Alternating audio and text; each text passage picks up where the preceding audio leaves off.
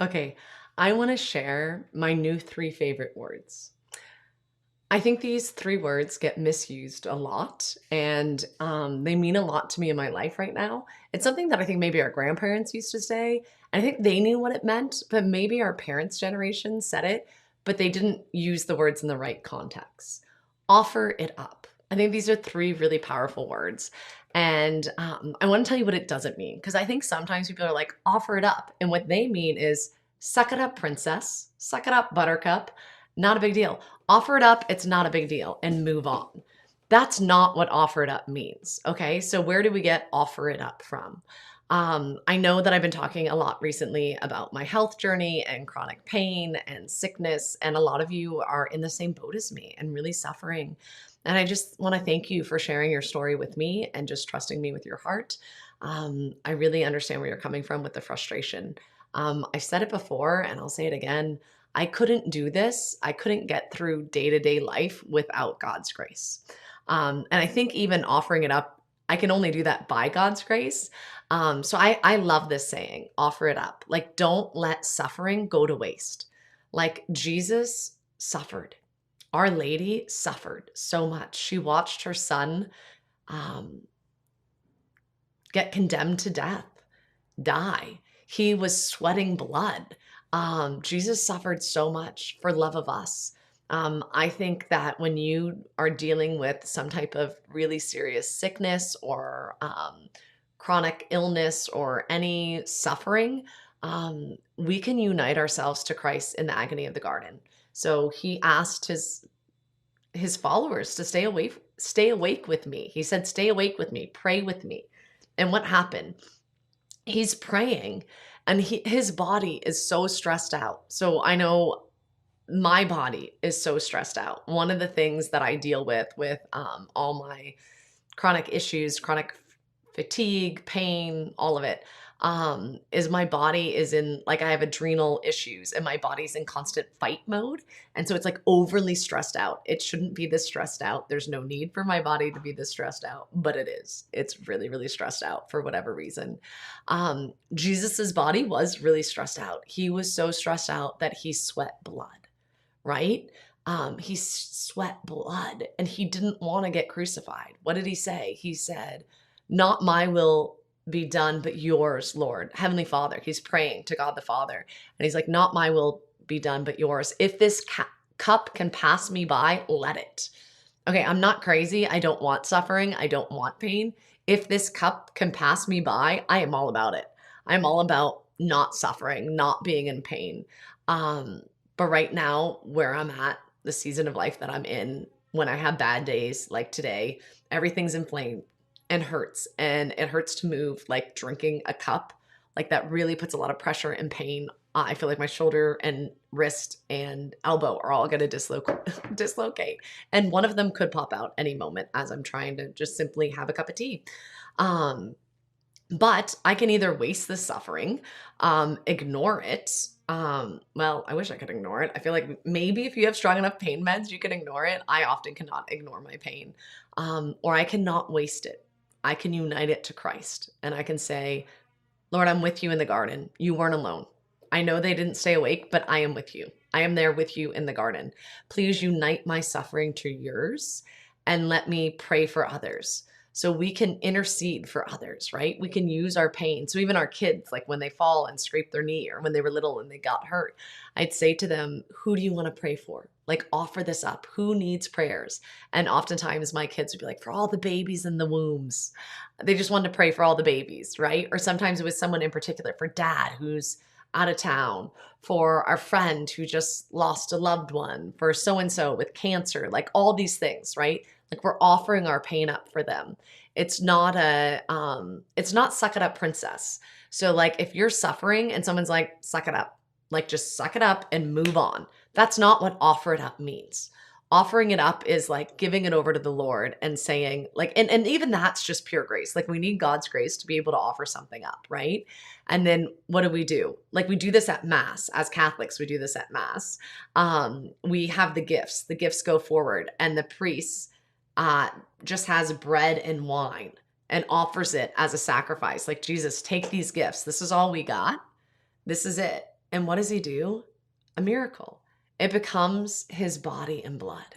He's like, I love you guys so much. I see your little gifts, and here you go. It's me. Like, we get to receive him. Like, what a gift that is. And if we do that at mass and we're able to offer up those gifts, I feel like our pain and our suffering, we need to unite that to the Lord and pray and intercede for others. Like, we are really, I don't know, in some ways gifted to be able to have pain and suffering. I was chatting with someone who was asking about someone that has EDS and POTS and chronic fatigue and a lot of issues that I have. And this person just chose euthanasia and was like, nope, rather die. I don't want to suffer. I don't want those around me to suffer. And I think we live in a very, our world does not understand suffering at all. I feel like I barely do, but I understand enough, a little glimpse that I understand I want to share with you. And when I remember it and I'm in a good place and I'm praying, the Lord does amazing, wonderful, beautiful things with it. He uses it to help me grow in holiness. He blesses my family, those that I'm praying for, friends of mine that are going through a rough time. So I want to bring this back into our vocabulary. Um, Two things I say often to myself mainly is offer it up. And even challenging my family, like, who do you want to pray for? Who do you want to intercede for? Let's offer this up to the Lord.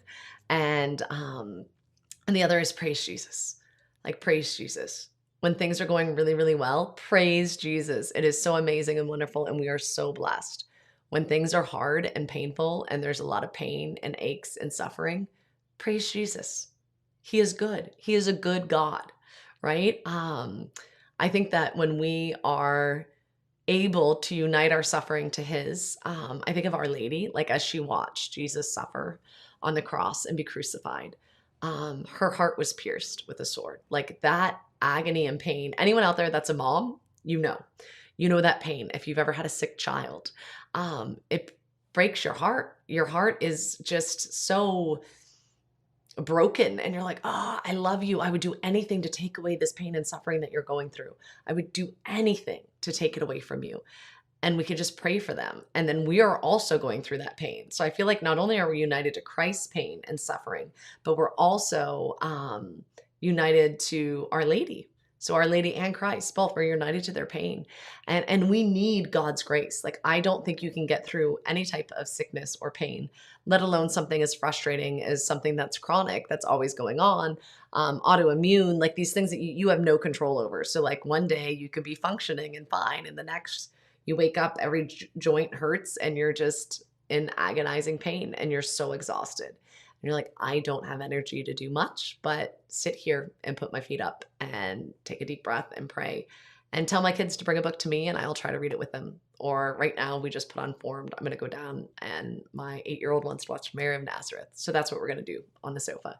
I just wanted to share this with you. I need to dive in more and really unpack it, but I just feel like that we're missing this element. We're missing, like, we don't want to see anyone in pain. We don't want to see anyone suffer. We love putting Band-Aids on things, and that's how our medical system's kind of working. It's like, oh, here's a Band-Aid, here's a pill, take this. Anything to not experience pain and suffering. And I have friends that have watched loved ones die recently, and the difference between the ones that got suffering and offered it up and loved through their pain on their deathbed, and those that just wanted it to be over and didn't want anyone near them. It was like sterile and not welcoming or loving. It was, this is bad. I shouldn't be going through this. And this one over here was just really beautiful. And it was like, what a gift to be able to bathe my mother in her last days. I have a couple different friends who, their family, they celebrated mass around her mom's bed as she was dying. She has a brother who's a priest, and all these kids were gathered around, and the family just came together and prayed. And it was this beautiful time of saying goodbye, but like, there was a lot of suffering and heartache, but it was, I don't know, it was filled with peace and joy and consolation.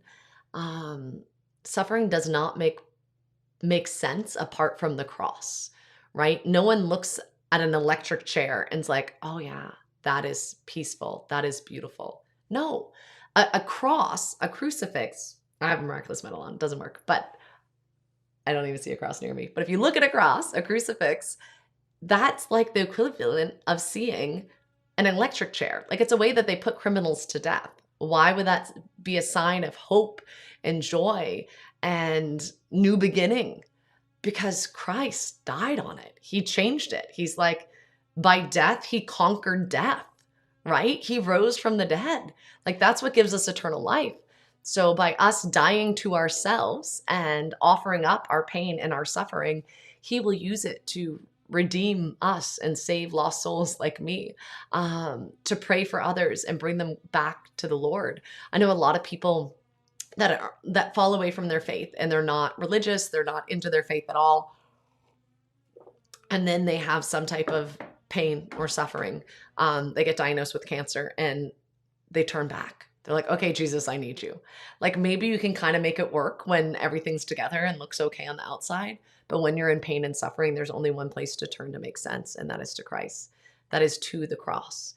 And unite your pain to him, to his. And that's just my prayer for each and every one of you. And my hope is in sharing some of my pain and suffering and sickness, I hope that it leads you to Jesus. I had a really rough night last night. I was up more than half the night. I think it was probably around 2 a.m., maybe 3 a.m. that I got out of bed. I often have nights like this where it's kind of insomnia. There's a bit of a migraine going on. My body just hurts so bad. So it's like, do I want to take more gabapentin, but then I'm going to be more groggy tomorrow? Taking the right supplements. I broke out in hives, head to toe hives a few last week. And so I went off a lot of the meds. So it's like my body, especially with the mast cell activation stuff, like it's just overly sensitive. And if one thing's not just right, then I'm up and I can't sleep and there's a lot of pain, but there's a lot of prayer that goes with it too. So I was praying a lot and I started watching some videos and doing some more reading on a lot of my health issues. And I just was reminded again, like, I'm like, I don't know how these people are going through life with a smile unless they know Jesus. There's some people that you can see it in them and you're like, you know Jesus, like you know him very well. I think about Blessed Chiara Badano, who was an athlete. She was 17 when she was playing tennis and had a pain, and found out she had bone cancer. And it was like very advanced bone cancer. She was going to die. And she wrestled with it. Her mom talks about her going for a walk. She's the first blessed of Generation X. Her mom talks about her going for a walk. And then when she came back, she went in her room. And it was like she went on her walk. She wrestled with the Lord and was like, I'm too young to die. I'm not ready for this. I don't want this. But if you will it, Lord, then I will it. Like your will be done, not mine. Right. And then she had a peace and a joy, and people would come visit her to console her because they were so sad. And they left with smiles and joy, and every lump of hair that fell out of her head, she's like, all for love of you, Jesus. All for love of you, Jesus. And she just smiled through her suffering and her sickness. Her doctors begged her to take morphine. And she said, if I don't have my pain to give sweet Jesus, what do I have to give him? She embraced the cross. She offered it all up. That is why she is going to be a saint. She is a blessed. She's on her way to being a saint. But I think Blessed Chiara really showed us, like, this is what you do. Like, you need to offer it up. And in good moments, by God's grace, I can do it. But I also have a lot of times where I'm not doing it. Like, I totally fail. So I'm not telling you, offer it up like me, because I stuff up all the time. But this is a reminder for me in bad moments to be like, Lord, give me the grace to offer it up.